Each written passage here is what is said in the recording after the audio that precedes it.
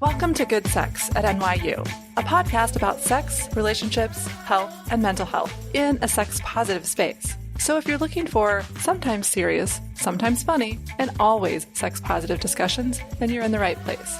I'm Danielle Elliman, Associate Director of Sexual and Relationship Respect Services at Counseling and Wellness Services. I use she, her pronouns. And I am April Fellers, a nurse and sexual health educator at the Student Health Center. I also use she, her pronouns. We are two white, cisgender, heterosexual, female-identifying clinicians, one with a medical background and the other with mental health experience, who seek to create a space that is inclusive of all identities, backgrounds, and perspectives.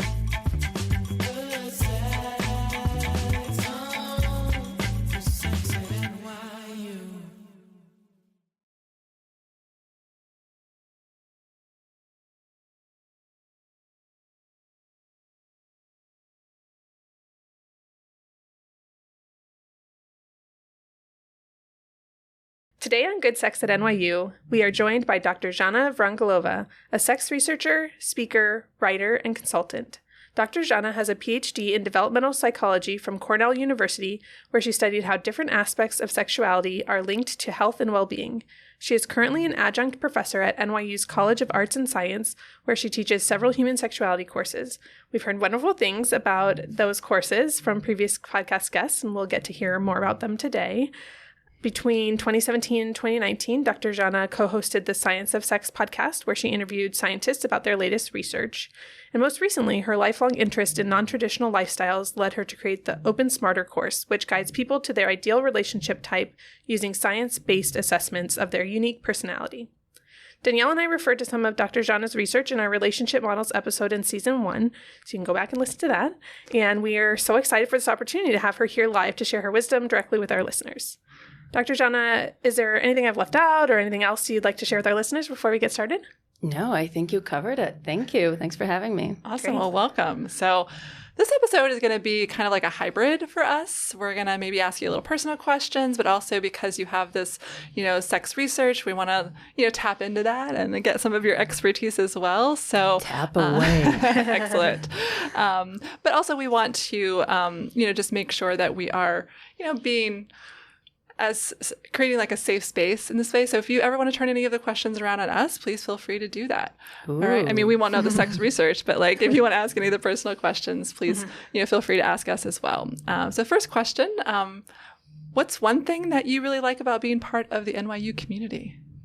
Ooh, I love the excitement and enthusiasm that the students, at least in my courses. I don't know if this is true of all courses, and I realize that it's easy to be enthusiastic about a human sexuality course. But there is just a lot of enthusiasm and interest. I get a lot of smart students that are really engaged with the material and also people might not maybe expect this, but there's quite a bit of diversity in the types of experiences that people have in regards to their sexuality and relationships. We have people who come in completely sexually inexperienced and with very little knowledge about sexuality, even basic kind of anatomical knowledge, all the way to people who are highly sexually experienced, who have a lot of knowledge, who have a lot more kind of liberal, attitudes, all the way to more conservative attitudes, people who are religious, people who are not religious, people coming from sort of different religious backgrounds and cultural backgrounds. And so I just love teaching that class in that context with those students. That sounds like a very challenging aspect, too, of trying to make it simple enough for people that are just learning, but not too boring for people that already know a lot, and then also not having any bias there if there are people kind of on both spectrums of the political realm and also kind of addressing some of those cultural norms as well. That's a big task. It is. And, obviously NYU is not as diverse in terms of the political spectrum. So we certainly are heavier on the more liberal side of things. But we do get people all over the spectrum. And it is a challenge, but it's a beautiful challenge. And I mean, I guess it's on the students to say how well I managed to create an environment where all opinions and ways of thinking about this are heard. But that is something that I very deeply believe in. I don't think there is one way to be sexual.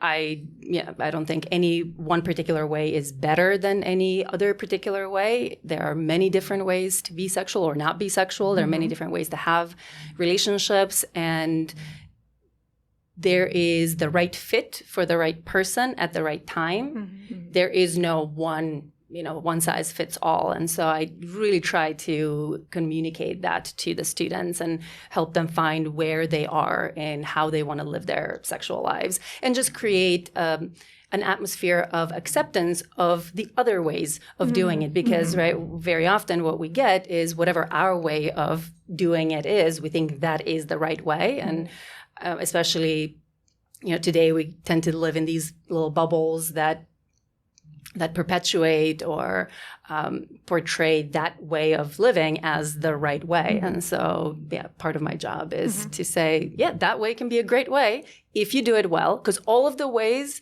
of being sexual or having relationships can be done poorly, and all of the different ways can be done well, right? And so what I try to communicate is, as long as this is the right thing for you right now, you and your partners, and you're doing it well in a way that's healthy, pleasurable, safe, ethical for everyone involved, that's amazing. And that is what you should be doing. And hopefully you can understand that that is not the way that everybody else needs to do their sexuality. And so so far, so good. I'm a little jealous of your students. I feel like it's something I would have just absolutely loved to have learned earlier on in my life. So I'm so glad that our students have access to a class like that. I know when I engage in these conversations through workshops, I feel like students are really hungry for this because of, all of the different ways in which they get educated around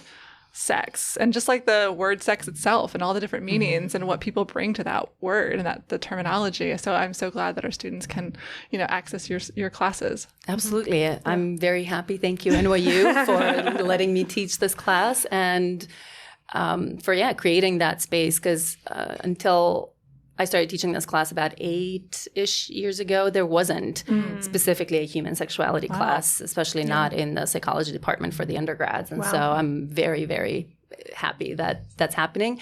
And I'm really happy that the department has now agreed to let me move away from teaching this class as a single semester class, because every single time we run out of time to cover all of the material that we want to cover. There's so many interesting topics that the students want to discuss and go in more depth, and we just never have enough time for that. And so from next semester, I will be teaching basically 2 classes, Human Sexuality 1 and Human Sexuality 2. And that will give us a lot more time together. Hopefully many students will take both. They don't have to take both. They can take one or the other.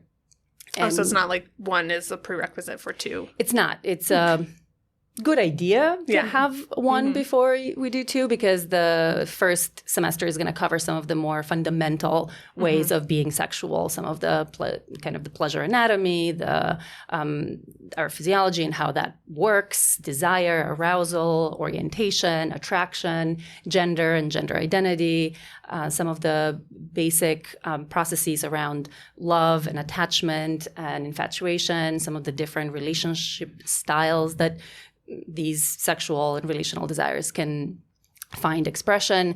And I think that creates a very good foundation for people to understand the basics of how our sexuality works. And then the second class will go into more specific topics like sexual development over the course of the lifespan, and things like sexual dysfunctions, therapy, sexual health and risk-taking, kink and BDSM, consent and sexual assault, harassment, victimization, things like sex work, porn, And yeah, so kind of going into some of those more specific topics. That sounds great. Yeah, I'm really glad that the department, values that kind of work. Me too. Yeah. Me too. I'm ecstatic. I can't wait to teach it that way. And there'll be another change that I'm instituting from how I used to teach it. It's now going to be a completely flipped classroom model. So all of the lectures are going to be pre-recorded and students can watch them at home so that we really maximize the time that we have for discussion, exercises, polls. And that's great. In a sense, community building as well. Because, this is a topic that many students have very few people that they can talk to about. And I like to think of this course also providing a community of, like-minded students who are interested in the same topics that they can continue to stay in touch with and create, build friendships and continue to have some of those conversations. I took a human sexuality class in college and there were 400 people in it. Wow. And the only thing I remember, this is terrible. I mean, it was a long time ago, but really the only thing I remember is our professor at one point talking about this one night that she and her husband were trying to have sex and nothing was happening, and he went out to get ice cream and she just used her vibrator and that like that's like that example and that story is all I remember. Wow, was it that bad? I think she did a great job, but really I don't know why that one memory is what sticks out in my mind. But in a class of 400, it's not personalized. There was no room for discussion really. So I think that sounds amazing. Right. I hope to grow the class. At this point, it's capped at 50 students. Both 1 and 2 will be capped at 50 to begin with, but maybe, hopefully, there's always more interest. There's always a wait list. So then you have multiple sections of both. Yeah. And anyone from any of the different schools can take it, not just folks from the psychology department? Yes. Anyone can take it from anywhere at NYU. Excellent. And if there are students who want to audit the class and not take it, that's available too. Can we audit? You can audit? Yeah, absolutely. Come, the more the merrier. I continue to teach hybrid, even after the pandemic way of teaching was over. But I really like that way of that flexibility that we have. Whoever wants to and can show up in person, come to class in person. But also having the opportunity to join on Zoom for people who can't, for whatever reason, join. And that kind of opens up space for people to just join more easily. That's great. Awesome. Yeah. So we'll get started with some of our other questions. Okay. So who was your first crush? Were they a real person, literary, TV, maybe a musician? My first crush... There are 2. I have an adult first crush and a sort of a peer first crush. And which one came first? They may have been around the same time, but there was my ski instructor one winter was very hot. And I remember being just totally attracted to him and crushing on him when I was in maybe 3rd or 4th grade. Okay. So I was young. Yeah. I even told my dad, and he was like, "What are you talking about?" I freaked out. Like, no. I was like, "Oh, okay. I guess not." And then there was Christian, who was a kid in so that was definitely because that was 1st or 2nd grade. Okay. I remember chasing this kid in the schoolyard, trying to kiss him at one point. And he was literally running away from me, not wanting to be kissed. I think I kind of managed to do it, but that was it. That was the end of our romance. I love that that's the way, like, that's how it always worked, right? Somebody was chasing somebody around the schoolyard, and maybe not fully consensual, but I was 7, so. Yeah. But also, like, it tells you, a little bit about how we're learning about consent, right? And it's not that I think we just don't have all the tools at such a young age. So I feel like I remember specifically also a playground scenario. Yeah. And also, like, wanting to, like, kiss a boy I think it was, like, maybe 1st or 2nd grade. And so I connect with that. Yeah, I mean, back then in particular, there was no conversation of consent. And I grew up in Macedonia, so a very different culture, and there was no conversation about any of that whatsoever. So I think these days where many, at least, people are having those conversations with their kids, and schools are having those conversations to some extent. So I think we're doing better. Yeah, I hope so. Well, you mentioned just now that you grew up in Macedonia, and on your website you described it as a small Eastern European country with fairly traditional views of sex and love, and that you always felt like an outsider. And you said that from an early age you were interested in things your society deemed unacceptable, especially for a girl. And so I'm curious if you could share kind of what some of those things were and what that means to you.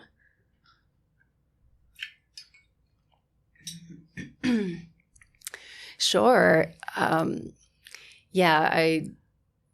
grew up in a culture that is interesting, even though it was not religious. So when people think of kind of conservative environments, especially in America, they typically think religious conservative environments. And Macedonia at the time was part of Yugoslavia, which was a socialist country and atheist country. So we literally had no religion whatsoever. Yet that did not prevent the country from being fairly patriarchal in their views of sexuality and relationships. And so that box of acceptability in terms of sex and love was very tiny. Only long-term monogamous relationships between men and women, in vanilla sex, that was it. That was the only thing that was deemed okay. And I was way more curious than that and explorative. And so I was curious about all the other things that fell outside that box. I was curious about casual sex. I was curious about kinky sex. I was not heterosexual. I was attracted to women. Later, I realized I was attracted to other genders as well. Once I realized there were other genders, because there were no other genders when I was growing up, certainly recognized in Macedonia. I also, as soon as I started having relationships, I realized I'm not really monogamous either. And so I kind of wanted to explore all of those areas. And I did explore, despite the fact that it was very clear to me that that was not okay for many other people and that I was going to suffer some social consequences for that. But my desire for exploration and adventure was stronger than the fear of those repercussions. And so I just kind of went ahead and did a lot of the things that I was curious about doing. Yeah. Well, good for you for bucking the tradition and kind of going against the grain. Yeah. I mean, it's,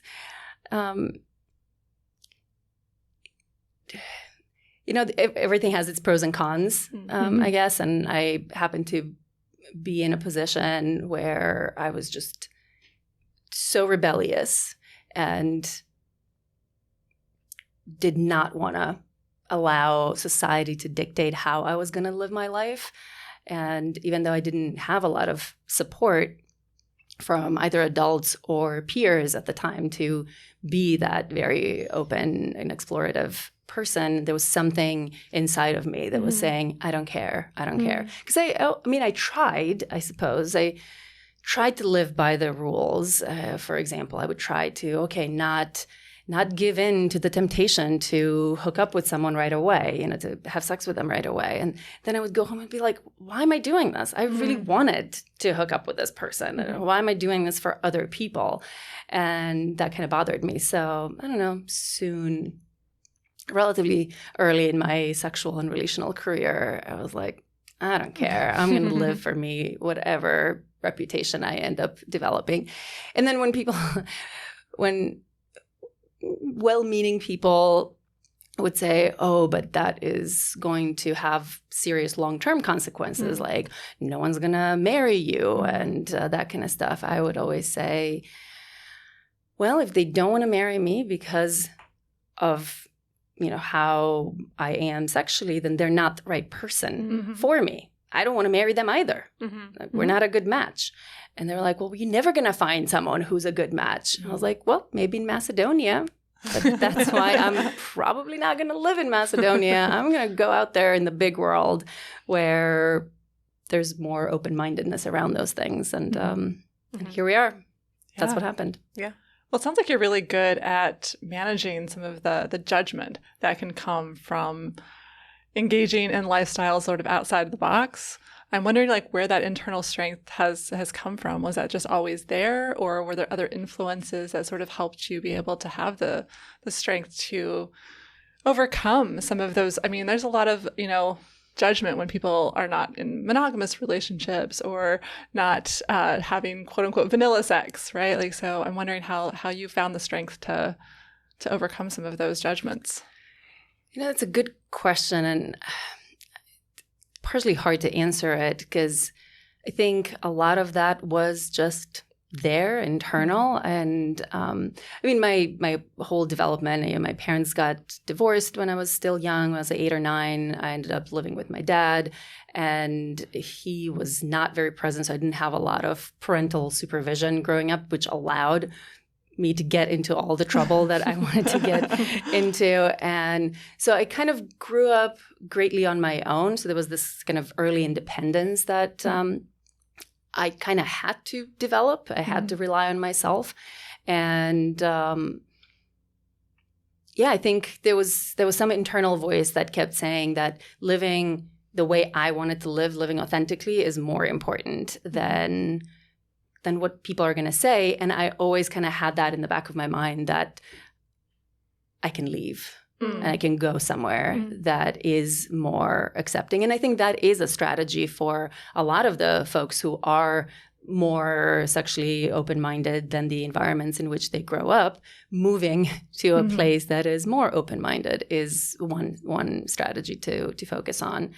Other strategies are just kind of finding some people, any people, to support and be there for you. And so I tried to have a friend or two who were open-minded enough. So I think combination. Yeah. I think that's so important to find one or two people, at the very least, who are like, you know what, like, that's not my thing. Maybe that's, but I'm not judging you, right? Like, I'm going to be open, even if I'm a little like hesitant. I feel like I have a lot of friends who are like, oh my gosh, Danielle's always talking about sex. Like, whew, I can't do that. Right. And I was like, but they're not necessarily judging me. I see that, like, they're like, okay, you can do it. I don't feel comfortable.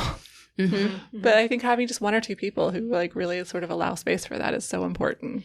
Yeah. And that is a very important strategy for people who are kind of high on that spectrum, because part of this is sort of an orientation. Part of this is biological. There's data, there's research on some of this sexual sensation seeking that is based on dopamine receptors and the type of dopamine receptor that you inherited from your parents.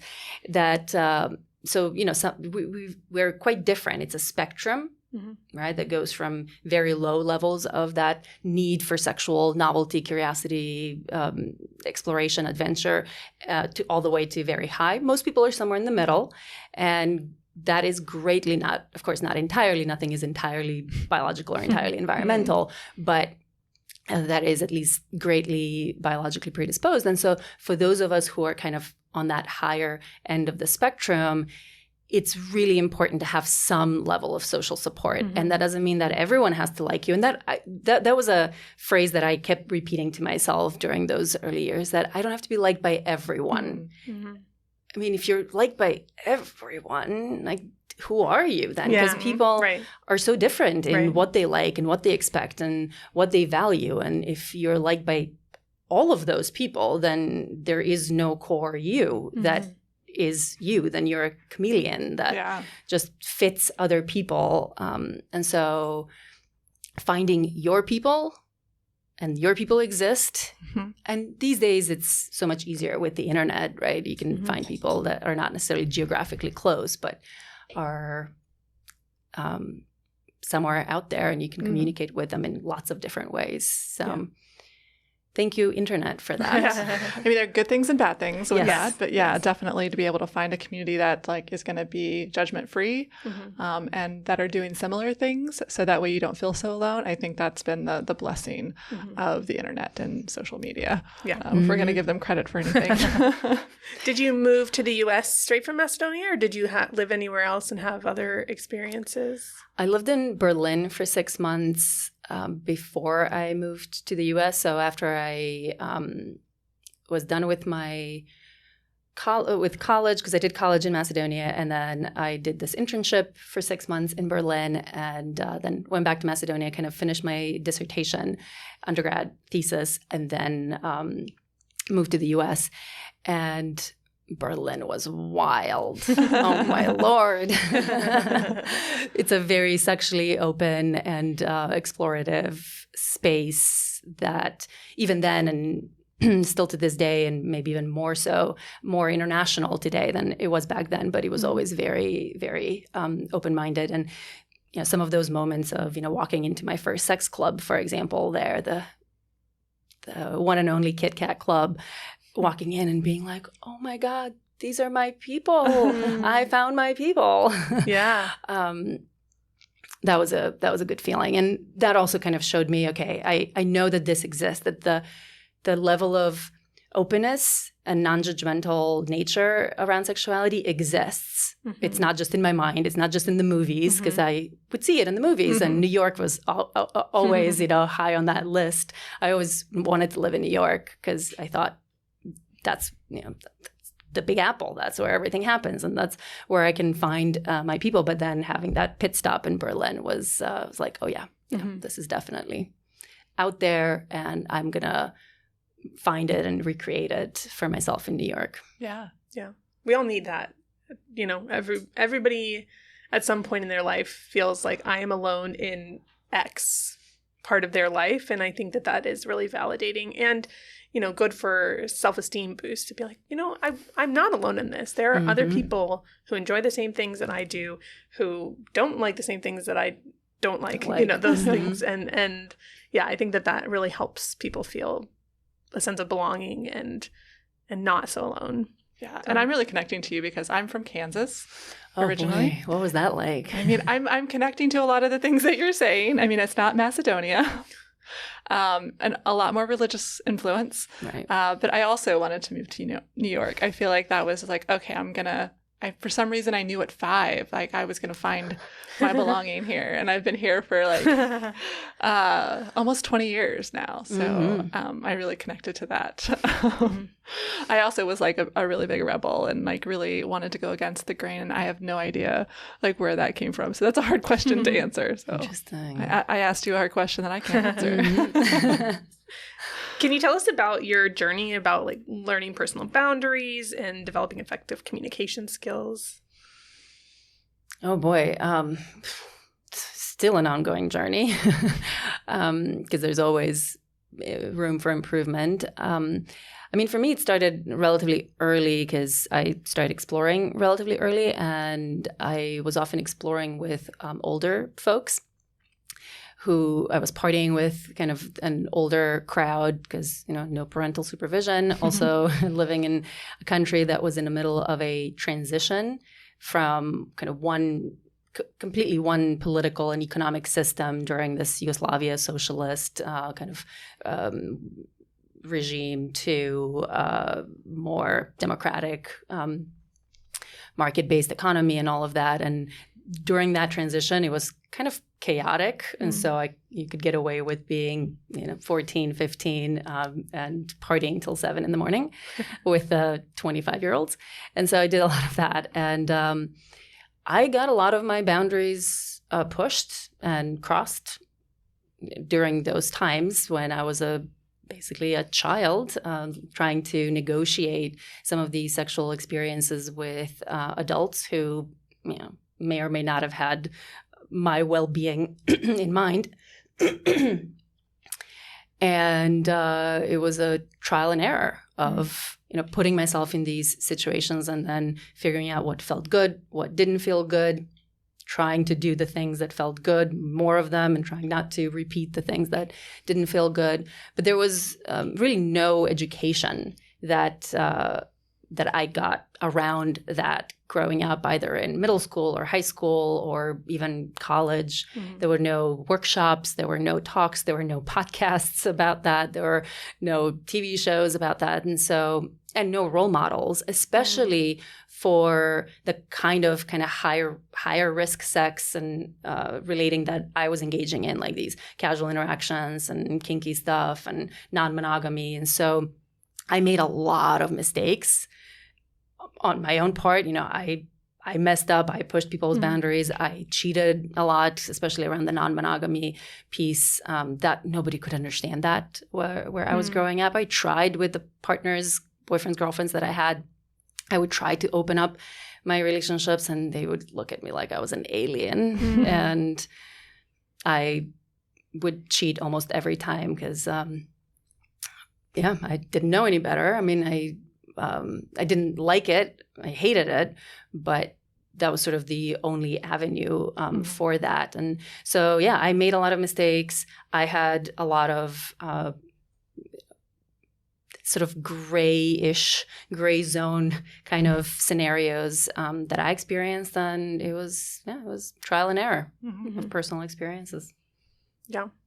And then as I, got older and more experienced, and then especially once I started learning about that, I mean, I did a whole PhD, right, on sexuality and relationships and how they relate to mental health and well-being. And so as part of that, I did a lot of reading on the whole concept of consent and boundaries and proper communication. And so that's, there's a little bit of that during my college years. But there was no sexual education, no human sexuality classes, nothing like that. And I think most of my academic learning around all of that came during my PhD. And up until that, it was all sort of trial and error. Yeah.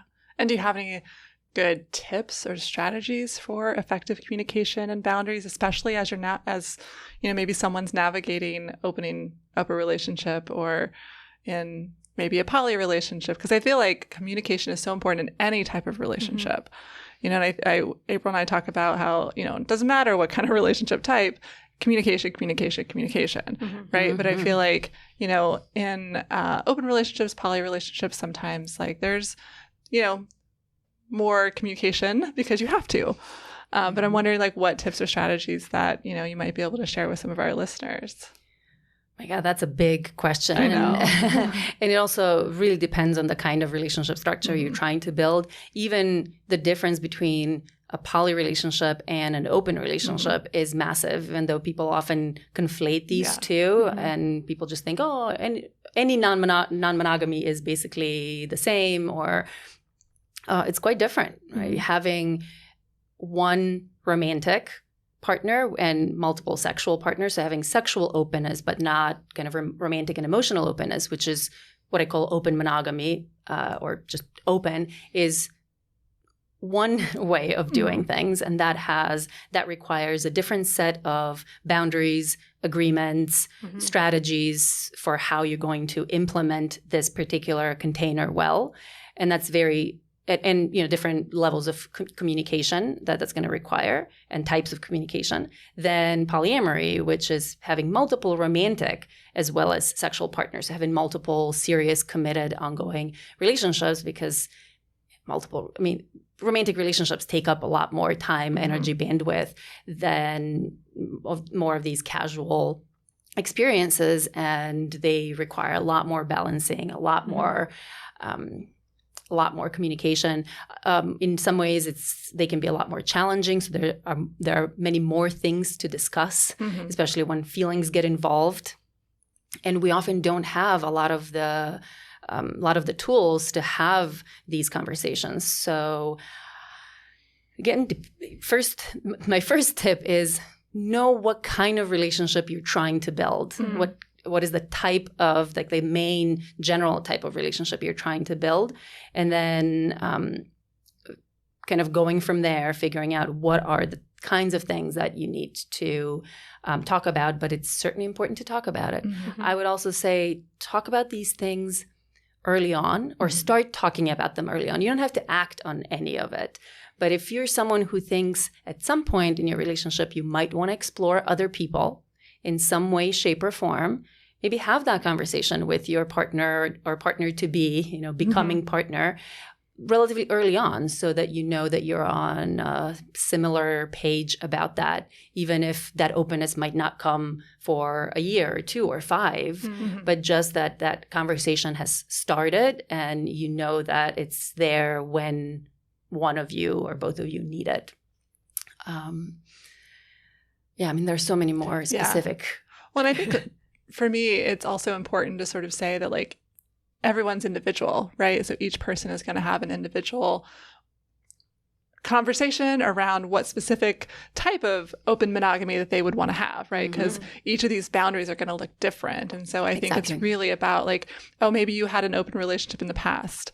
And that's great. You have some experience, but you bring in a new person, then it's going to be new boundaries. It's going to be, so it's constant communication. And even the person that you have a long-term open relationship, it needs to be continually having the conversation, continually practicing and making sure like, how are our feelings? Is it still working? Yeah. Just that ongoing, keep talking. Absolutely. Absolutely. I think of these relationships as in constant iteration, right? Constantly you are, if needed, recalibrating exactly what those boundaries and agreements look like, especially early on when you're starting to open up. Well, first I'll say one important tip, get as much education on all of this as you can. Learn about the different types, learn about what each of these different types require. What are some of the kinds of things that you need to discuss when you're setting up these conversations? Very often people are just kind of blindly go into some of these open situations without having discussed many of the components that need to be discussed, like who can you and can you not, be sexual with? Can we have romance or just sex, first of all? Are we going to play separately or together or both? Because it's going to look very different if we're playing separately versus if we're playing together.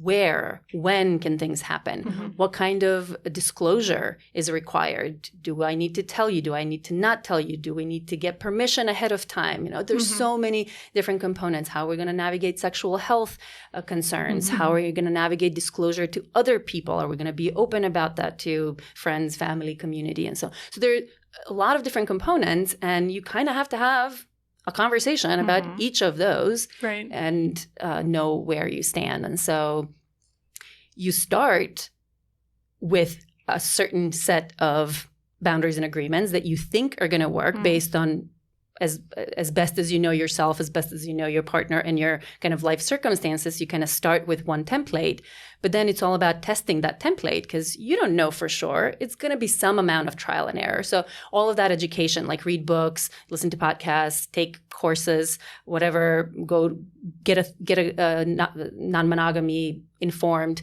coach or therapist or counselor to kind of guide the way. And so based on all of that information, you can have a more informed idea of where is a good place to start, but then you're still going to have to test it, and almost never are you going to get the exact right, kind of set of boundaries and agreements from the get-go. Very often you're going to have to try something and then you think something was going to feel really difficult and challenging and it ends up being not a big deal at all. And then other things you thought were not going to be a big deal at all and then end up being incredibly, incredibly difficult and challenging. And so especially early on, I recommend to people to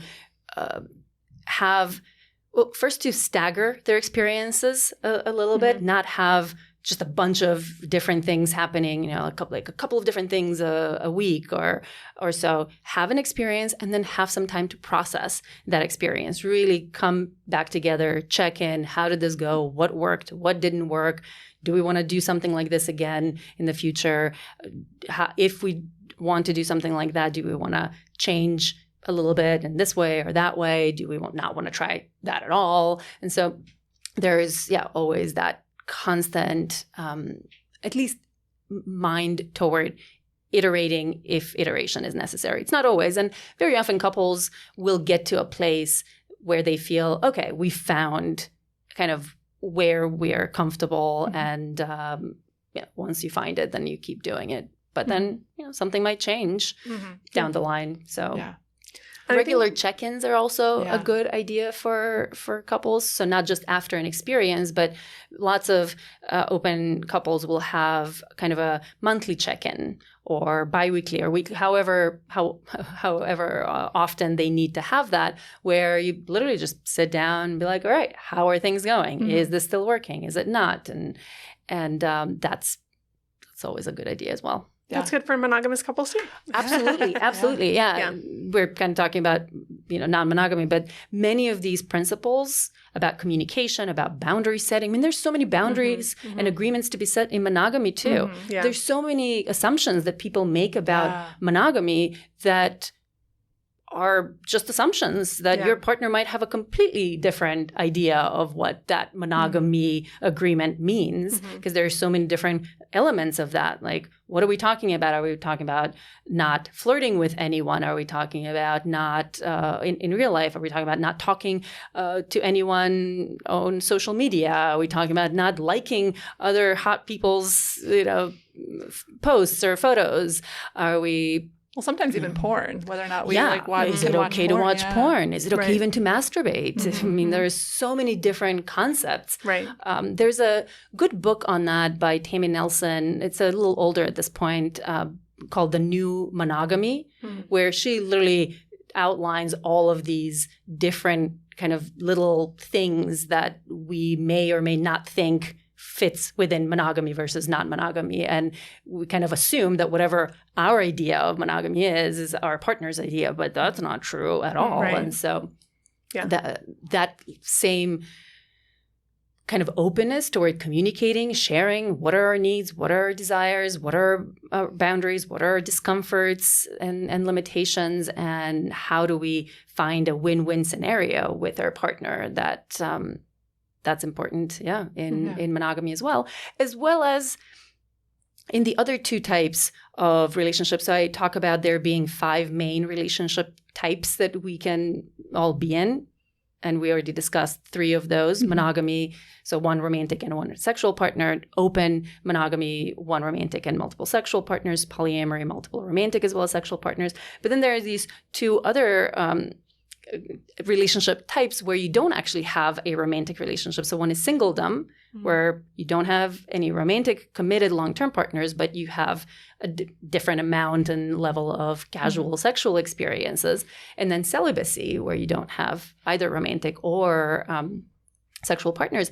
And the same kinds of communications with yourself and also with your partners, potential partners, or people who want to be partners, but you don't want them to be partners and so on. That's also important to have some of those conversations and to be intentional about how you're going to do this particular relationship type for as long as you are in it, because we all move through a number of these relationship types over the course of our lives. Most of us will probably be at some point in a monogamous relationship and will be single for a while and might be celibate for a while and may explore some of these non-monogamous options as well. And we can be in these intentionally, voluntarily and intentionally, or we can find ourselves in some of these involuntarily and not intentionally. And so we're going to maximize the pleasure for ourselves and minimize the harms and suffering for ourselves and everybody else involved if we approach them in this more intentional and kind of planned sort of way than if it's just like haphazard, whatever kind of happens. Yeah. And I wanted to say that I think you're also a really good resource as one of your followers on Instagram. I think that, I really appreciated some of the way that you approach thinking about where you fall in the adventure, versus stability. I thought that's really helpful to think about because, I'm someone who, unknowing to myself until more recently, like I'm super stable, but I'm also really like exploratory, right? And so like that is just really helpful the way that you framed that. And so I think like you're also a really good resource. And I know that you do some courses as well. So I'm wondering if you can share with our listeners a little bit more about what are in some of those courses and how they can, use you as a resource as well. Sure. Thank you for that. I'm glad that my model and approach to this has been useful. And I highly encourage people to check it out. I have this course called Open Smarter that has a lot of information about how our psychology around these things works and what are the skills and tools that we need in order to implement these different relationship styles well. But the basis of my model is, as you said, kind of based on these two basic human needs that we have. One, that need for stability and security and kind of long-term connection, that deeper attachment bond that comes with our romantic relationships, and that people can be high on or low on or somewhere in the middle. Although most of us are relative, like up there on that need because it's a very kind of basic human survival almost need. We're primed to attach. Most of us are primed to attach. And initially to our parents and then later to our romantic partners. But there's still some variability along that spectrum. But then there's this other spectrum, of exploration, the need for exploration and adventure, sexual and romantic exploration. And people differ quite a bit on that as well. And so you can really think of it as a grid of these two dimensions. Very often people are aware that there are these two needs, but they think of them as opposing and as kind of two ends of the same spectrum. So like if you are high on, the need for security, then you're low on the need for exploration or vice versa. Or they think that you can't get it.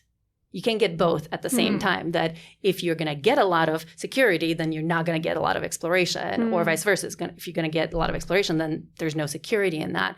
But what the science is showing, and my model and the Open Smarter course, my personal consulting work that I do with couples, my talks and workshops, the book that I'm writing right now on that topic, they all are going into some of this and showing that these really are two separate and distinct needs.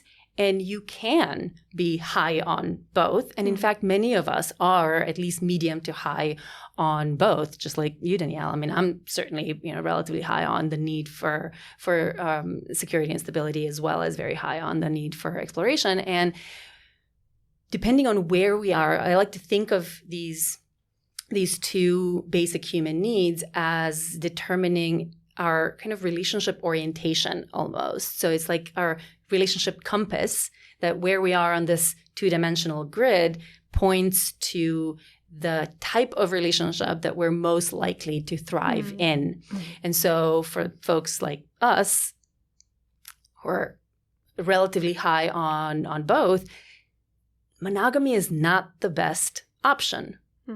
Because it doesn't allow for enough of that exploration. It allows for a lot of that security, but not a lot of exploration. And so open monogamy, where you have a fair amount of security with your one romantic partner, but there is some level of openness, can really be a better structure for folks with that kind of need at the times when they have that need. So these needs can also change over the course of our lives. They're not static. And they're also under the influence of some of the other things that are happening in our lives, like how much security do we have, for example, from other sources, right, as opposed to just our romantic relationships, or how much exploration and adventure we're getting from other sources, or we have gotten in the past. So these things can certainly change, but we do, at any given point in time, we do have some location on that grid that is going to be kind of our most fulfilling, most thriving version of relationship. And so I want to encourage people to find what that is for them, right? That's where that, like, none of these 5 types are better than any of the other 5 types. It's all about, is it the right fit for you? And then do you have the tools and skills to do that well? And that, goes for all of them. You can do them poorly in a way that hurts yourself and hurts other people, or you can do it in a way that brings as much pleasure and fun and as little pain and suffering as everyone involved. And so I would say those are my two main missions in life, is to get people in the right relationship type for them in this point in life and equip them with the tools they need to figure out and know what is the right relationship type for them at any given point in time as that changes through life. And then the other mission is to equip people with the right set of skills and tools to do these well. And because, we don't do monogamy well either. And I think a lot of people would be a lot happier in monogamy. There's a lot of dissatisfaction with monogamy, but a lot of that is not so much that the structure per se is as limiting as we make it. And so there's certainly ways to do monogamy better. And I think a lot of people would be a lot happier with monogamy and would not even need some of the extra complications of non-monogamy, because to be fair, there are some additional complications. It's definitely a higher risk lifestyle to have these multiple sexual and or romantic partners if they did monogamy well. But certainly once you get into these higher risk lifestyles with multiple sexual and romantic partners, then it's really important to do it well. And it's so easy to not do it well. And especially because there is very little support, very little education, very few role models, very little encouragement for how to do these well. Because they teach us that there is no way to do these well, right? We live in a world that only acknowledges the monogamy and maybe the celibacy as kind of acceptable, valid choices, and then anything that's on the higher end of that exploration spectrum. So even kind of a sexual singledom and certainly polyamory or open monogamy are considered unhealthy lifestyles. And so they just basically tell you, just say no and do not teach you if you're not going to say no, if you're going to say yes, then how do you say yes to that well? As you're talking, I was thinking, if somebody comes to you and takes this, I don't know if it's a test or you have a conversation to help them figure out where they land on the spectrum, but if somebody lands in a place where you think, I think open monogamy or maybe even polyamory is the best for you, where you would thrive the most, but they are like so stuck in monogamy is the only way, I've been taught for so long, this is all that I can have, obviously you can't force anybody to do what they don't want to do, but I'm curious kind of what kinds of conversations that leads to, or how you help people kind of navigate and break down those cultural or religious norms that they've held on to kind of help them see that maybe something else would help them thrive and that it's okay to kind of change what they've been told they need to be. Right. I'm so glad you bring that up, because it's not just about that relationship compass, right? Our orientation, our ideal relationship type that will determine where we're going to go. There are other factors that we kind of have to take into consideration when deciding where to go on this map that might, change where that is. And one of the things, so the model actually has these three components. One is the relationship map of these 5 main types, and each of those having their subtypes and subtypes, right? There's a lot of different, variations on a theme. Then there is the compass, which is kind of the main relationship orientation that determines the ideal location on that map at any given point in time. But then there are also these additional factors, individual, interpersonal, like if you have a partner, where they are, that's going to determine kind of where you can or cannot go. And then also, of course, situational and environmental, kind of what are the resources, what are the options that you have, and so on. And so one of those, I talk about 5 main factors as having to be taken into consideration. And one of those is your value system, because it's not just about our desires that determine our behavior. It's also really important the other component that can often drive our choices is our value system. what we think is the right way to live or the healthy way to live or the moral way to live. And the best outcomes are when our desires are in line, right, with our values. It's not a healthy scenario when when your behaviors maybe are in line with your desires, but your values are not kind of on the same page.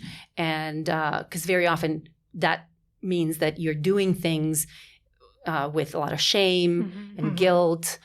You might be doing it in these kind of destructive ways because you don't feel good about, you can't really own your behavior. And so you might end up having to, get wasted when doing some of these things, and then end up doing things that you didn't want to do, or crossing boundaries or letting your boundaries get crossed and that kind of stuff.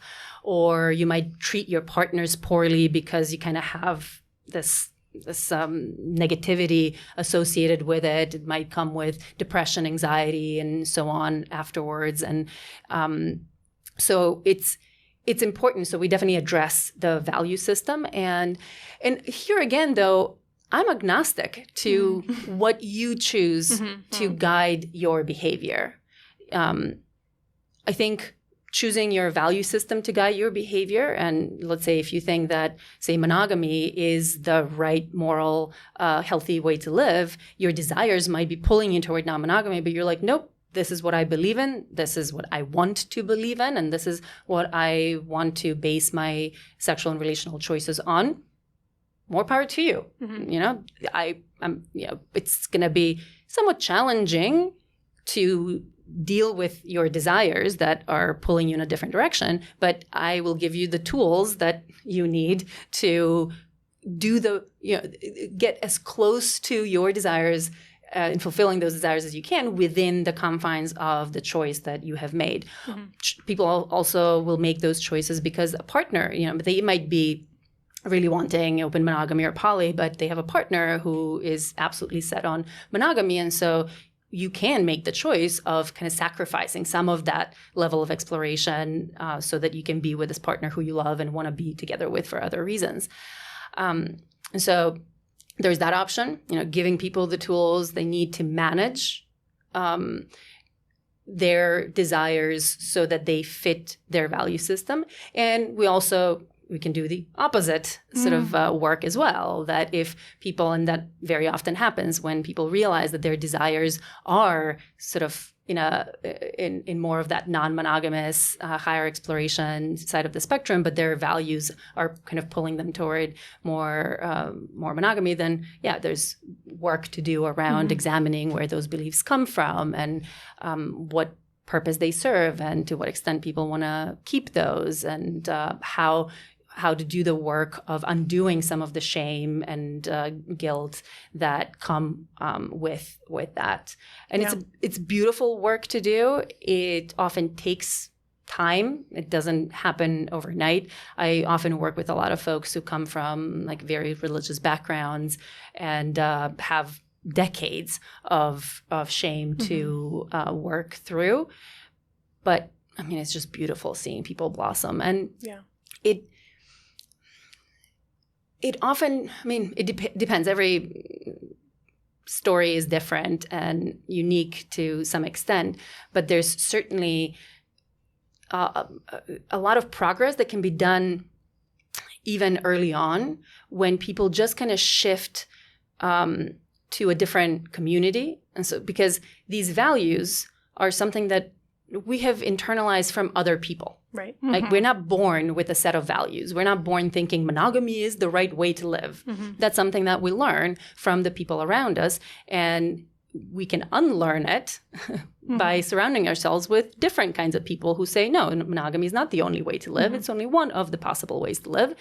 And the more you surround yourself with those people, the more you kind of read and listen some of these resources that are more sex positive, and then also therapy work with sex positive therapists. Those are kind of the three prong of the approach to working on that. Yeah. And I imagine people that are seeking you out are at least somewhat open to the idea of that the answer for them would be non-monogamy or polyamory. And so even if it takes them a long time to kind of come around to that idea, to kind of wrestle with their values, it seems like at least taking that first step to reach out to you and get connected to you means that they're open to the idea of Right. So they're committed to doing the work because they want to get there and be there in a healthy, kind of shame-free way. Right. Although I do also get sought out by people who are in these situations where they know that they would love some form of non-monogamy, or even, single, whether partnered or unpartnered non-monogamy. So high on that exploration spectrum, but they're committing to monogamy because of partners or because of family and that kind of situations. So they want there's tips how to do the opposite work of, okay, how do I contain right this desire that I have that will never be met in my relationship, and I'm not going to end the relationship, and I don't want to cheat, right? Because those are the options, right? If you have a partner who is not open to non-monogamy and you have very few options, you can end the relationship and try to find someone who's more on the same page as you. You can suppress and sort of manage those desires and maintain monogamy, or you can cheat. And there's not much more to do. And so, some people will opt for cheating. Some people will opt to end the relationship, but then many people opt not to. And so they need, the opposite set of work to do. Yeah. Well, I'm curious. I know we've heard you talk a little bit about your own experience, which I think is really helpful. But is that like the main reason that sort of pushed you into doing this kind of work professionally? Because I feel like, you've done a lot of really great research. And so I'm wondering, like, is it mostly from, your own perspective, or did you have some really great, professors or influences that, sort of put you down this route to do research in this area? Yeah, as I mentioned, there was not much in the way of role models or education as I was growing up in Macedonia through college, because I did my college there. It was pretty much driven by my own personal experiences. I mean, sexuality, and especially this non-traditional sexuality that did not fit into that tiny little box of acceptability, was such a big component of my own life from an early age, and something that I was really thinking about and experiencing and dealing with some of the consequences of doing these things the wrong way. Because as I said, it was all trial and error. I didn't know anything about boundary setting and pleasure for myself or for my partners. I didn't know anything about sexual health or any management of stigma and all of these things that are important for healthy non-monogamy. I don't have any of that. And so I was noticing how other people around me were navigating, both well and not well. And I was definitely driven by that. When time came to choose my PhD topic and figure out where I was going to apply, who I wanted to work with, it was pretty clear in my mind by then, with all of my sexual relational history up until that point, that I was going to study sexuality, and especially these non-traditional forms of sexuality. And I knew that I wanted to understand, because there's a lot of different angles, to study this issue. And I knew that my angle was primarily, how does this relate to mental health and well-being? How do we, people like myself who are somewhere on the higher end of that spectrum, how do we get to live our lives in ways that feel at least somewhat authentic and fulfilling of our desires, but without compromising our physical well-being, our mental well-being, our social connectedness and well-being, and also how do we do it in an ethical way so that we don't harm our partners? Because, with my experiences of cheating on my partners, that was not fun. I was hurting people who I loved, and I didn't want to do that either. And just like I was getting hurt by some of those other people in my other experiences, and it was this very personal, strong desire that I saw not many other people trying to fill. Like that niche seemed kind of nobody was talking about, even when I got to Cornell. And I was initially going to study sexual orientation, non-heterosexuality, because that was kind of one of my big drivers of that outside the box life. And I got there and started to read about these other topics like casual sex, non-monogamy, so some of these other elements of non-traditional sexual expressions, and realized there was more positivity in studying non-heterosexuality by then. By the time I was at Cornell, we had already established that, it's okay to be gay. It's not a mental disorder. It's not developmental, whatever problem. At least in the U.S., where I went to school, they did still teach us that being gay was not okay.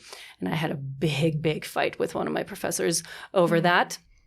But at least in the U.S., that was sort of established. But then I realized all these other things like kink and casual sex and non-monogamy, those were still pretty stigmatized even within the scientific community. There were these papers, some of the first sets of papers on things like casual sex where even the titles were like the casualties of casual sex. Wow. You're like, okay, I clearly know what your angle is here. And I don't know. I know what your hypothesis is there. Yeah. You need to read. Yeah. And so, as soon as I kind of started doing all that reading, I was like, wait a second. Like, I understand, and I certainly understand on my own skin, as well as seeing a lot of my friends and lovers experiencing some of these things. I know that these ways of expressing your sexuality can go wrong and can end up hurting yourself and other people. I've seen it. I've felt it. But that's not the full story. There are also ways that you can do these things in a way that do bring you pleasure and other people pleasure and excitement and good things. And so I really wanted to figure out, okay, what makes the distinction between doing these things well and doing these things poorly? And then how do we harness all that knowledge that we are now accumulating with my research, and then some other people started to do that kind of more nuanced research to get to the point of like, okay, here are the rules. You want to engage in these kinds of experiences, you want to play with fire a little bit, here's how to do it. Here are the safety protocols so that you can play with fire well. It doesn't mean you can't play with fire. It just means that you have to know how to play with fire safely. The fire department, they play with fire. Exactly. And they got rules. Exactly. It's a risk they take. Yeah. Sometimes you get burned. Yeah. Yeah. And that's like with anything that is a higher risk experience. I like to rock climb, and rock climbing is dangerous to some extent, and there are different levels of how dangerous it is. If you go to the gym and rock climb at the gym, there is certainly a higher chance of hurting yourself than if you don't ever go climbing. But it's a much lower risk than if you go climbing outdoors. And there are different levels of outdoors climbing as well. If you go sport climbing, where a lot of the gear is already put in, that's much easier than if you have to put your gear yourself, or if you go to a big mountain out in the wilderness. Yeah, like that's a whole other. And so for each of those different levels, nobody says don't do them. Right. But have the training, have the skills, and have the tools to do that, to mitigate the risk. I actually have a question for April. Sure. We've heard where Danielle is. Where are you on this grid? I actually don't know. I think I probably would need a little bit more. I've taken courses, so yeah. I have more info. I mean, I am in a monogamous relationship. I am married, and I do think that is good for me. I think stability, 100%, definitely very, very high on the stability. I think that I grew up very, like, in a religious, no, I wouldn't say very religious. My parents, like, my mom took us to church, but it wasn't like a very, very, very religious at home or anything. It was just all of the information I got at church and in the community that kind of influenced me. And there was a lot of guilt and shame around sex growing up and the exploration of my body and pleasure and those kinds of things. And it just was never talked about. And so I think that my exploration is probably pretty low at this point, but, because it's just been a long time of kind of like breaking those norms and everything that I had been taught for so long, and like being able to experience sex as pleasurable and not feel bad and want it and those kinds of things. It's really, I think that still even kind with of one partner. Right. And so I think still just kind of like breaking those kinds of things away, like that exploration is still on the lower side. But, I think both my partner and I feel that, that monogamy is right for us. And that's kind of where we're both at right now. I think that will probably stay the same, but I don't know. Like you never know. So, but that's kind of where I would assume, kind of based on your description of the grid. The grid. That's, yeah. Well, I also really like the grid and how it like also includes things that are not just those three. Like you were talking about, we have the major three, but like I think people often do forget that like singlehood can be a welcomed option, right? Like the negative norm, because I'm someone who's single. I've been single lots of my life. And I think everyone's like, oh, right, you're single. Poor thing. Well, you just can't get that monogamous relationship, can you? How sad for you. And I'm like, I believed that for a while, like when I was younger, I'm like, oh yeah, like, gosh, what's wrong with me? Why am I not, able to like, have this long-term like marriage with someone? And I'm like, you know what? Like, I like being single.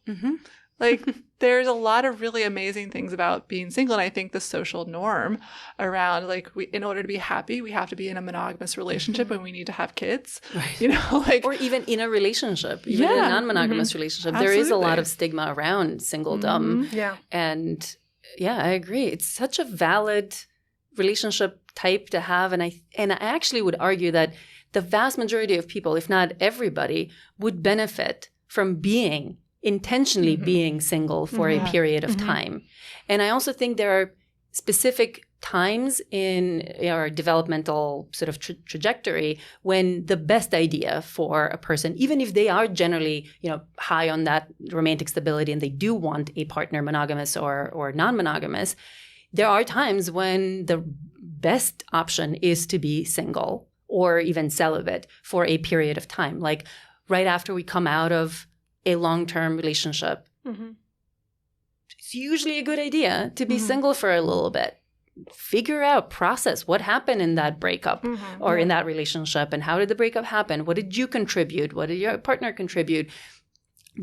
Whatever those patterns are that you contributed to that relationship not, working out long-term, they're still there. They're probably going to show up in your next relationship if you don't do the work of uncovering them, working on them, and transforming them into something else.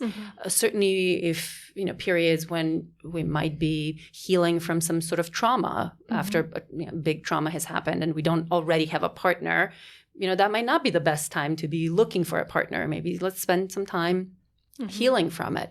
Periods when we're really busy, when we're really focused on something else, on work. Like right now, I'm very intentionally single. I do not want a relationship. I want some casual but consistent lovers to meet some of my sexual needs, but I have no time and energy and bandwidth to devote to a serious relationship. Writing a book, preparing a new course, is going to launch next year, sort of the next iteration of Open Smarter. I am redoing my website and upgrading that and changing how I'm teaching my human sexuality classes. And that is taking up so much time. Right. No, I don't want a relationship right now. Or, so there are, I really want to encourage people to consider all of these 5 types as potentially useful places to be at some point in their lives. Yeah. Well, because I also have students sometimes, and I'm kind of chuckling because I had a student like right when I first got to NYU about 3 years ago. Oh my God, I'm 19 and I've never been in a relationship. And you're just like, okay, take a breath. You have so much time. Right. Yeah. And so I'm like, really part of the reason for this podcast is to break down some of those negative norms in our culture that says that like, these are the things that we need. It's like, okay, this is what culture says. What's in your body? What's are you living? What's right for you is going to be different from the person next to you. Yeah. And it's so hard to learn when you're so young. You're like, right. Oh, I'm constantly comparing to like everybody else, and you got social media that's telling you all of these things. And so I just wanted to be like, oh, if you only knew. Right. Yeah. Yeah. I mean, both the 2 unpartnered states of singlehood or singledom, I can never make up my mind which word I like better, and celibacy, they are a great place to get to know yourself. Right. Because when you're with a partner, there is a level of overlap between you and the partner. There's a level of compromise that you're going to have to make in terms of what you end up doing, how you end up spending your time, what kinds of parts of you can come out. You know, your relation, even your personality gets, shifted in certain areas. And so I think it's so important for all of us to be in one or both of those states for some amount of time to figure out who we are as individuals before we can go and find a partner who's going to be a good match for that individual that we are. Yeah. And when people kind of end up in relationships from an early age and then end up one after the other, after the other, after the other, never having been single for any significant amount of time, very often they don't really know who they are. And the matches that they find end up not being great matches because you just don't have all of the information that you need to have about what would make the right match for you. So highly, highly recommend. Be intentional, be smart about it, figure out how much, okay, if you're not going to have a partner, why are you not looking for a partner? How long, have some idea maybe of, okay, how long do I want to do this intentionally? What do I want to accomplish during that time, personally or professionally or whatever, for whatever reason you're doing it? And then how am I going to do it exactly? How much sexuality am I going to, if I'm not going to have romance, okay, but then how much sex am I going to have? How often? How many different people? Do I want to have a bunch of one-night stands and crazy orgies and sex parties and whatnot? Or do I want to find one or two friends with benefits that I can sort of have, more ongoing and consistent sex, but can I keep it casual? Do I want to do that a couple of times a week? Do I want to do it, a couple of times a month? Can I have a general idea of how much do you want that to be part of your life? Or do you want to just be completely celibate for a while and see what that's like? Yeah. I did a dating fest. It was my senior year of college. I had gotten out of a 2+ year relationship, and my friend and I we kind of just did it together. We're like, we're not going to date anybody. We're going to just focus on ourselves. It was the end of college, and so in one intentional year turned into 3 unintentional years, which is an interesting idea too. Of like, I think going in with intentionality is one thing, but then getting to a point of like, oh, but I do want a relationship, that's hard too, of like, there are those differences, right? There are people that are intentionally single and then people who are looking, right? And that emotion is different. But I think that what you're saying of getting to know yourself is both as a human being in general, of what do you like? What are your hobbies? What do you like to do? Those kinds of things. And then also sexually, because as people grow and change, as bodies change, you have different parts of your body that are pleasurable and those kind of things. And I think that that's a good time too to kind of explore, maybe there's a new part of your body that's pleasurable, and then you can know that when you go into your next relationship or next sexual encounter, those kind of things. So. Absolutely. That is never talked about enough. I think that some of these more casual or short-term experiences that we can have when we're single, they really open doors for what is our sexuality, because everyone has their different kind of preferences and interests and routines. And, most of the time, almost like the vast majority of times, you're going to have a limited set of sexual experiences that you can have with any one given partner, right? Where you have that overlap. And having the opportunity to explore different bodies, different rhythms, different styles, different domination submission preferences, different kink, interests, like all of that is just so, so incredibly valuable. Yeah. Well, that brings us to I think a really good question around pleasure, because I think oftentimes we think so much, and I mean,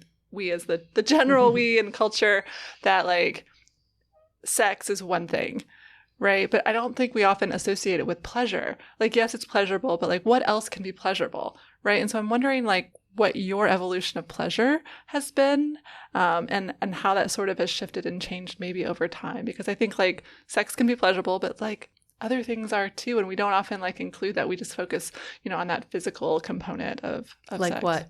Well, I mean, I think I get a lot of pleasure from, taking my alone time. I to take alone time and to like go for a walk, but also like reading a book. Sometimes I read erotica that's like really, gets me going when maybe I don't have a partner. Right. And so that to me is really pleasurable. That can make up for maybe that physical, intimacy that I'm lacking at one point or another. Right. So I'm wondering if there's like been an evolution for you and like what pleasure means to you. I mean, I've generally been a fairly pleasure-oriented person, been driven, right, that novelty and exploration. That novelty and exploration has often been because the reward of that is pleasure. And so definitely I've been a pleasure seeker in my life, and that has been through various forms of sexual experiences, relational experiences, adventure sports, snowboarding, surfing, rock climbing. That's been a lot of pleasure. Partying has always been a big. Dancing, like I love and this is one of my earliest things as a teenager in middle school is when I started going to dance parties, electronic music dance parties, and just dancing on the dance floor to music that I resonate with, surrounded by other people who are all kind of feeling the music and connecting over that. There's a sense of communal, connectedness and belonging and ecstasy, even without using substances to elevate that can be and has been for me just like absolutely life, soul nourishing that I don't think I can live without. And even to this day, that's something that I do for myself on a few times a year that I have these either festivals, music festivals where I go and dance, or parties. And that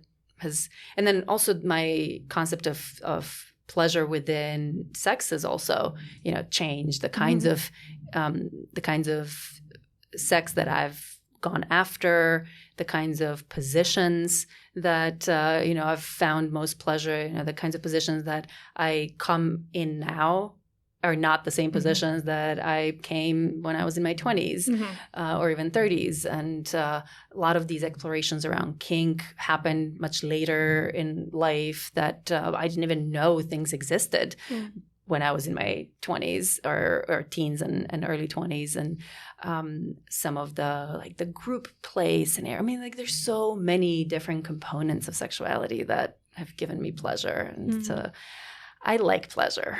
And I know that we often have a kind of a ambivalent relationship in our society with pleasure, especially certain types of pleasure. It's often kind of devalued and sacrificed, or we're told that it should be sacrificed so that, hard work or, stability or something like that. But I think pleasure is really important.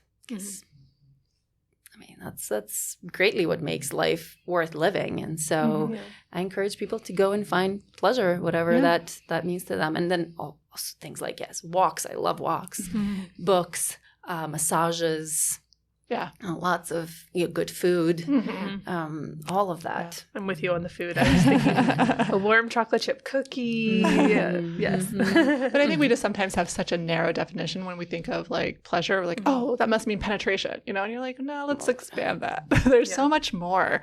Even like sensual touching, like sometimes like after sex, just that like someone rubbing like your arm or your back, like that can be so pleasurable, right? Cuddling. Yeah. So I think like it's just to make sure that we're not limiting ourselves. Oh yeah, definitely broaden your idea of pleasure from penetration. I mean, that's such a reductive and limited way of thinking about it that takes away from so much pleasure. There are so many other tools in the pleasure toolbox that are worth exploring, and I definitely want to encourage people to do that. Yeah.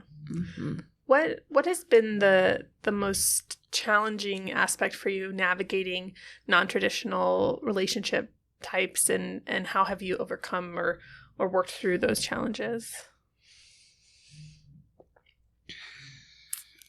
Good question. I think the most challenging part for me has been not asserting my own needs too strongly, especially in the second half of my sort of sexual and relational career. So, right, while in my teens, I started out not knowing anything and kind of just being at the mercy of all these other people that I ended up interacting with to some extent, and kind of learning on the go. But what that created after kind of 10 years of having to just completely rely on myself to keep myself safe and to make sure I get pleasure, then I've always had a relatively assertive kind of strong personality. That all combined kind of created this person that was very much like, okay, I need to take care of my own needs. Other people, they might try to help, but I have to explain. I have to make sure that they know, because they're not going to read me. They might not care about reading me. So I kind of have to make sure that I communicate my needs and advocate for my needs. And I expected other people to do the same, because, again, we project very often, right? What we feel, what we know, what we do or don't do, we often project on other people that they're going to do the same.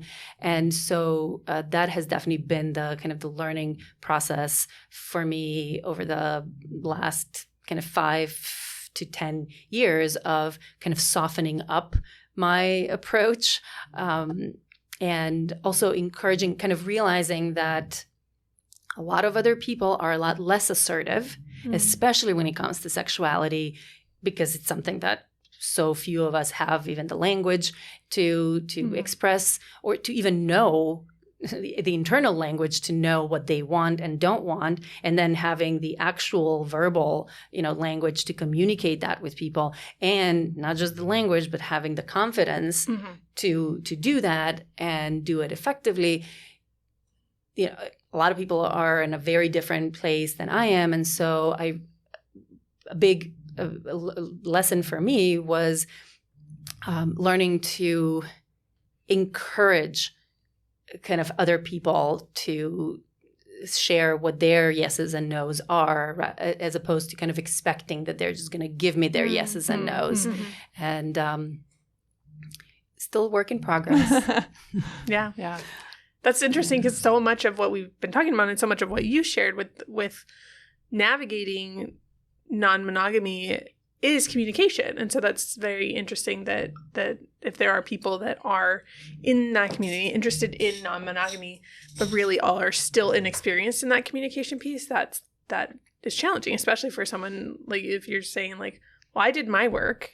And so where are all the other people that did their work, and why am I not finding them? It's just different kind of work, right? Depending on there these two sides of the coin of communication. One is expressing your own needs and boundaries, and then the other piece of the coin is listening, hearing, encouraging others to share their needs and boundaries. And we kind of have to know both. And so depending on what our personal kind of history was earlier in life, in our families, and then these earlier experiences with sexual and relational partners, we may be stronger in one but weaker in the other skill. And so that was certainly, my experience, that the first set of skills that I had to learn, because really it was a matter of survival. If I didn't learn how to advocate for my own needs and boundaries and my own pleasure, all of those experiences that I had were going to be either not particularly consensual or not particularly pleasurable. And that certainly didn't sound like a great, deal. And so I kind of absolutely had to learn that. I didn't, on the other hand, have to, at least during those early years, did not have to learn the other side, the more empathy, compassion kind of side of things. And so that's been the work, the second half. Yeah. I really think, though, that at times you have people who want to do some of the non-traditional or like non-monogamy or polyamory, and they go in thinking that they know, or haven't had any, like haven't done this kind of thing before, and they're like, oh, well, I'll just go and I'll figure it out. Right. And this has happened to me at various different points. And you're like, I'm able to talk about it, but they're like, oh, well, let's don't talk about it. I'm like, well, that's a flag for me. And even if I'm not talking about a non-traditional, if I'm able to talk in a healthy way about sex and do it on day one without someone like, I don't know, without feeling anxious or bothered by it, I think that puts like a message on me too for some. Like they're like, ooh, that's a little intimidating. I don't know if I can talk to this person about it. Like they seem like they know a lot, and so I think like there's, a little bit of that I don't know if you experience working in this field, but I'm just like, I can talk about it.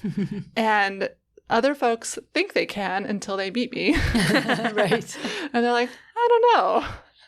I'm not quite prepared for this conversation. And so I think like it's, getting the people who are not as educated and interested in doing like the work and who think that they want to be in these kind of relationships. I don't know if that's, some of what you experience as well. Oh, yeah, absolutely. I mean, given the societal milieu in which we're all embedded, where there is so little honest, open conversation about some of these topics, many of these people who have some of those desires and interests don't have the communication skills and language to actually talk about them. And I mean, meet people where they're at in terms of how quickly and how deeply we'll go into certain topics. We don't have to have all these conversations on date one, Right. But if we're going to do if we're going to do any kind of relationship, we really should talk about these things. As we talked about, even within monogamy, there are a lot of things to discuss. But certainly if we're going to do some sort of non-monogamy, that cannot be done without talking. Right. Yeah. I'm sorry, but that just cannot be done without talking. Because there are so many things, as we talked earlier, to touch upon that we have to agree on. I have to know where you stand. You have to know where I stand in order for us to make this a healthy dynamic. Otherwise, we're just going to hurt each other and ourselves left and right. Yeah. And so that's just not good practice. If you're one of those people, go read some books, go take some courses, go listen to some podcasts, develop some some of the language, and then have the conversations. Yeah, and keep working on it. And keep working on it. It's an ongoing, conversation, ongoing process. And I'll say even for hookups, I will talk to students around, if you can't talk to someone about what you want in a hookup while you're at the bar or at the party, and they're not willing to talk to you, and then that goes for like what kind of sex you're interested in. Let's talk about our sexual health and what kind of ways we're going to protect our sexual health in this hookup. If you can't do that before, if that's too awkward, then maybe you want to shift and not, have that be as your goal because you're not quite ready for that. Yep. Right. So to be able to have that conversation, even for hookups, if they can't engage in that conversation before you go to the bedroom or the bathroom, then, you need to like maybe choose someone else. Yeah. I think that's one of the biggest things that people see in movies, right? I think one-night stands or hookups in movies or media of any kind, there's none of that. No communication. They just eyes lock. There's just eyes lock, and the emotions are flowing. Everybody knows the attraction, and then they just have sex, and it's like.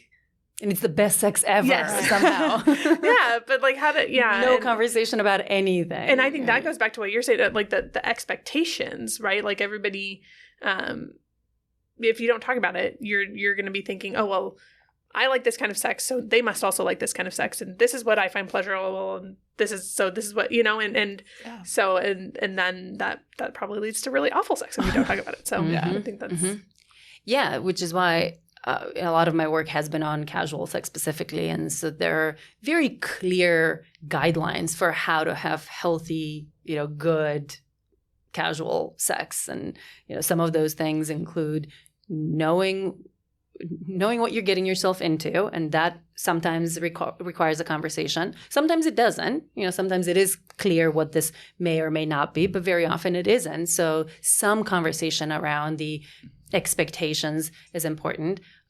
Pleasure is a really important piece of the puzzle. And so there's got to be some conversation about what kind of sex we want or don't want. And it's also especially with hookups, it's very important to know yourself and what works for you and doesn't work for you.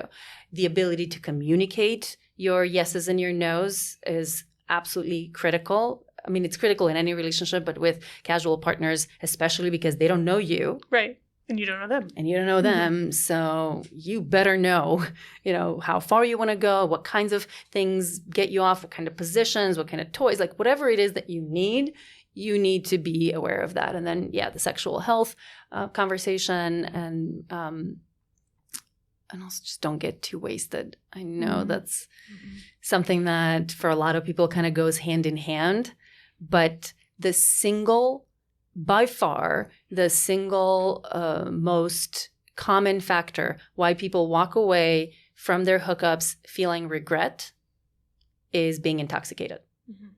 Like it's so far up the list, and everything else is just so much less common that it's pretty clear. Just don't get wasted.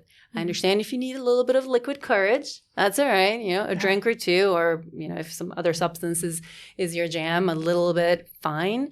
But don't go overboard, because that's when you end up not getting pleasure. That's when you end up in non-consensual or kind of gray zone kind of scenarios. That's when you make dumb choices about even who, to be with and how far to go with that person and what to do and what not to do. That's when condoms get forgotten when they should have been used and so on. So, yeah. Well, that brings us to our final question, and a good, sort of segue that you have there. What does good sex mean to you? What does good sex mean to me? Sex with someone where there is strong mutual attraction, and whatever that means for people. But for me, the physical aspect is hugely important. And so there's got to be strong physical attraction. Ideally, there's some level of other forms of attraction as well. So there's some maybe kind of intellectual connection and some emotional maybe connection. And this... When you say emotional connection, people think, okay, this has to be kind of a more longer term scenario, but you can have some level of emotional connection or intimacy even in casual contexts. And so I've definitely had very kind of passionate and intimate one night stands that can be pretty good. But so I want it to be passionate. It's like on both sides, right? Like I want to devour you, and I want to feel that from the other person as well.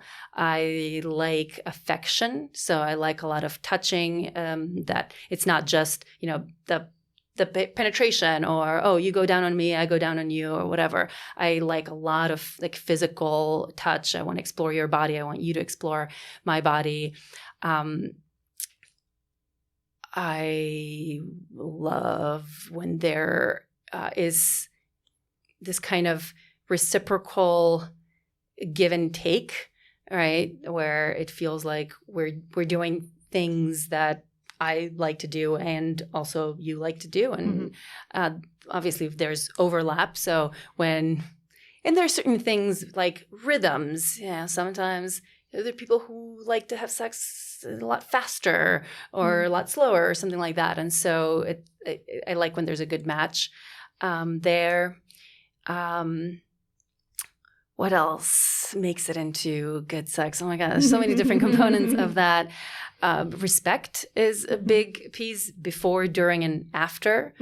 There have been so many scenarios, especially early in life, where I felt like there was no sort of respect for my needs, my desires, certainly around how we navigate the stigma around it and the kind of the reputational damage that can come after, treating each other well before, during, and after, some level of aftercare, at least kind of awareness of the potential need for aftercare.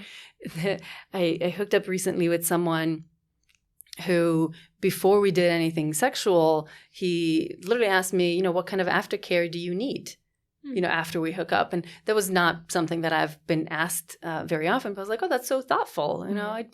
I don't actually need a lot of aftercare, especially in this particular scenario. But I'm so glad you asked. Yeah. It's a great question to ask. And so, yeah, there must be some more. But that sounds great to me. Those sound like some pretty good ones. What else would you add for you?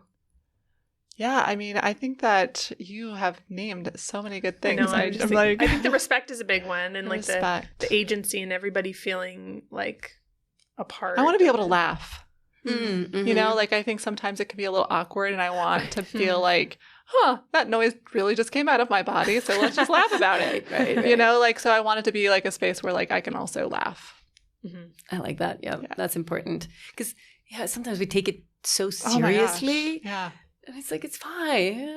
Sometimes bodies make weird noises weird things come out of, orifices. And exactly. I don't know. Yeah. And that's all okay. Exactly. Is there anything else that you'd like to share with us and our listeners? Oh, Lord, I shared so much. There's always more to share. But no, this has been quite lovely. I really enjoyed chatting with you. As a summary, and maybe we mentioned some of these things during our conversation, but I really want to encourage people to be intentional about their sex and relationships. I want them to think about the fact that our relationships are one of the main contributors to and determinants, really, of our general health and happiness, both short-term and long-term. And Esther Perel has a beautiful way of phrasing that the quality of our intimate relationships determines the quality of our lives. And it really is. Like, we have tons and tons of research evidence to suggest that is the case. So all interpersonal relationships matter, but especially these close, intimate, both the romantic and the sexual ones, have quite a bit of weight in terms of how happy and healthy and successful and all of these good things we are in life. And here's the kicker, because of course that's not the only factor that determines the quality of our lives. There are many other factors that also play a role. But of all of those major factors that affect the quality of our lives, our intimate sexual and romantic relationships are one of the few factors that we have a lot of control over. Many of these other things, like the economy, or wars, pandemics, global warming, those kinds of things, we don't have that much control over, and they're going to determine the quality of our lives. But there's a lot of control that we have. And so let's exercise that control that we have, because if we make smart decisions about our sex and love life, that reverberates throughout all other areas of life. And that also opens up a lot more time, energy, bandwidth to deal with many of the other aspects of our lives that we may have less control over that are also important.